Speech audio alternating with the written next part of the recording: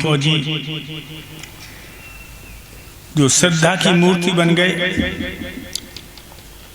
और हमें यहाँ बुला करके आप सबके दर्शन करा दिए। ध्यान रखिए, स्वर्गीय श्री सिंहराम जी परमात्मा इनकी आत्मा को शांति दे।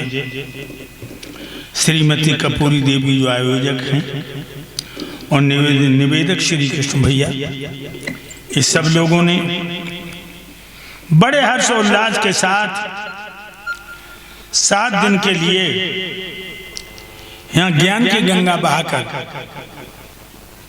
आत्मा की तृप्ति के लिए भगवान की पावन गाथाएं करवाई। और भाइयों, एक बात और बताऊंगा आपको, सच बात तो ये है, धर्मो हन्ते हन्ता धर्मो रक्षे रक्षता। धर्म की रक्षा तुम करोगे, धर्म तुम्हारी रक्षा करेगा, और धर्म को तुम छोड़ दोगे तो धर्म ही तुम्हारा नाश कर देगा। ध्यान रखिए।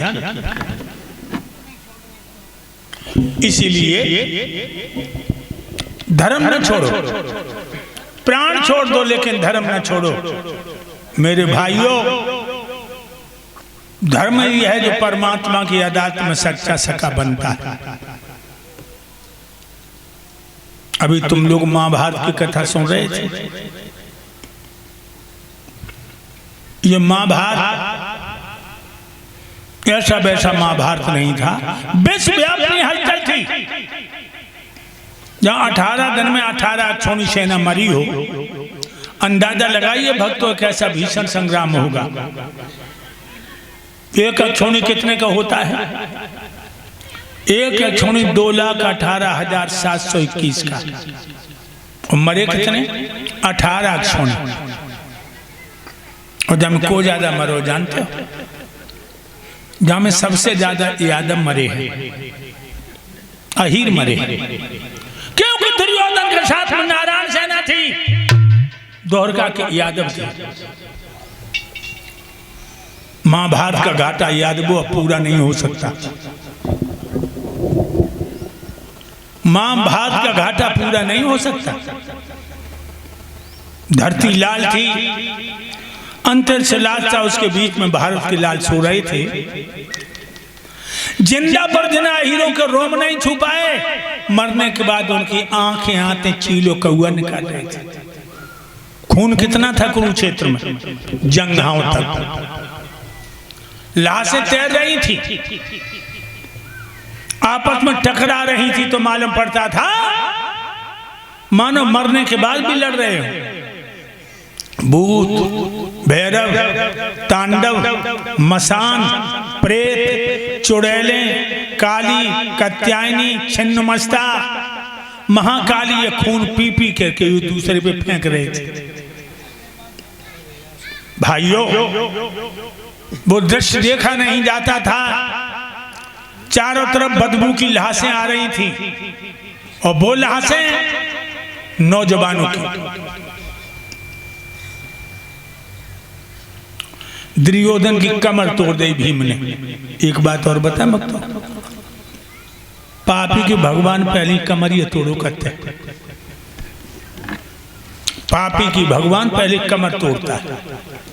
तूने बहुत से बुढ़ा देखे हुए गली में कमर कमान बनी जाए रहे। इनने जवानी पे आदमी को आदमी ना समझो, भगवान ने कमर तोड़ दी। इनने जवानी में आदमी को आदमी ना समझो। कभी बाबा बनेंगे हम, जो ये पहले खबर होती, अकल जैसी बुढ़ापे में जवानी में अगर होती, तो ऐसी हरकतें हरगिज नहीं करते जवानी में जो अपनी तंदुरुस्ती की इन्हें पहले फिक्र होती। पराई बहन बेटियों को अगर नहीं बुरी निगाह से तकते, तो जितनी हो गई आंखों की नाई कम नजर होती। अधिक सैतियानी है जो दे नहीं देते जवानी में, तो झुके क्यों भला चलते नहीं टेढ़ी कमर होती। भीम ने दुर्योधन कमर तोड़ दी, पेट के बल पड़ो, चिल्लाए रहो। भैया दुशासन तुम कहां हो? गुरुपुत्र अश्वत्थामा कहाँ हो? बहनोई जयद्रथ तुम कहाँ हो? अंगरक्षक कर्ण तुम कहाँ हो? आवाजें लाशों में दब गई। दुर्योधन आगे बड़ा छाती बल तो खून के गड्ढा में डूब गो, खून के गड्ढा में डूब गो, इधर उधर हाथ पैर पटकने लगा। उसके हाथ में एक लाश आ गई, मैं लाश पकड़ के पार भव खून गड्ढा से, और लाश से अब ध्यान से देखी तो लाश किसी और की नहीं थी भक्तों, लाश दुर्योधन के बेटा लक्ष्मण की थी, जो अभिमन्यु ने मार दिया था। अपने बेटा की लाश को देखकर मुंह पे मुंह धर के फपक फपक के रोने लगा। बेटा लक्ष्मण, जब पिता मर जाता पुत्र पिंडदान जलदान करके बाप को पार लगाता है। बाप जिंदा तू मर गया, तूने मरने के बाद जब खून के गड्ढा से मैं पार किया। रोने लगा तो लो चील कौआ टूट पड़े, बकी आंखें फोड़ बेखो। दुर्योधन, वो दुर्योधन जब घर से चलता था तो पखेरु छाया कर लेते थे। एक बात और बताऊं भक्तों, जब तुम बुरा कर्म करोगे, बुरा कर्म बहुत आनंद आएगा। जब तुम बुरा कर्म करोगे बहुत आनंद आएगा, लेकिन परिणाम भयंकर देखे गए। ध्यान रखिए, बुरा कर्म है खून की तरह। खून सुर्ख लाल होता है, जमीन में थोड़ी देर में काला हो जाता है। इसी तरह जब तुम बुरा कर्म करोगे बड़ा आनंद आएगा, परिणाम भयंकर। बुरा कर्म होता बबूल की बीज की तरह, बबूल के बीज को लेके यूं करना है, यूं बहुत मुलायम रेशम से जमीन से निकलता है कांटे। मेरे भाइयों, कुंती बड़ी खुश है कि हमारे 5 बेटों ने पापी दुर्योधन का नाश कर दिया, और दुर्योधन ने मैया गंधारिन कमरा में बैठी है, घुटनों मुंह छुपा के रो रही है। तो उसके कानों पर चाप सुनाई दी, मानो कोई कमरा की तरफ आए रहो। अब आ जाए, कौन है मेरे कमरे की तरफ, कौन आ रहा है? अब आ जाइए। भाभी, मैं हूं तुम्हारा देवर विदुर। आओ देवर। चाचा विदुर बैठ गए। गंधारिन कहने लगी, देवर हमें एक बात बताओ, हमारे 100 बेटे में से सब मरी है, कोई जिंदा भी है? चाचा विदुर कहने लगे, भाभी 99 की लाश से सड़ गई। तुम्हारा ज्येष्ठ पुत्र दुर्योधन जिंदा है, उसकी कमर भीम ने तोड़ दी। मेरे भक्तों, जो इतने वचन सुने गंधारिन फिर सिसक के रोने लगी। चाचा विदुर कहने लगे, भाभी अब रोने से कोई लाभ नहीं होगा। गंधारिन कहने लगी, देवर विदुर, जब पहले दिन युद्ध का शुभारंभ हुआ, 5 पांडवों ने कुंती के पैर पकड़े कि मां मुझे आशीर्वाद दो। कुंती ने कह दिया, विजयी बान भव, तुम 5 की विजय हो।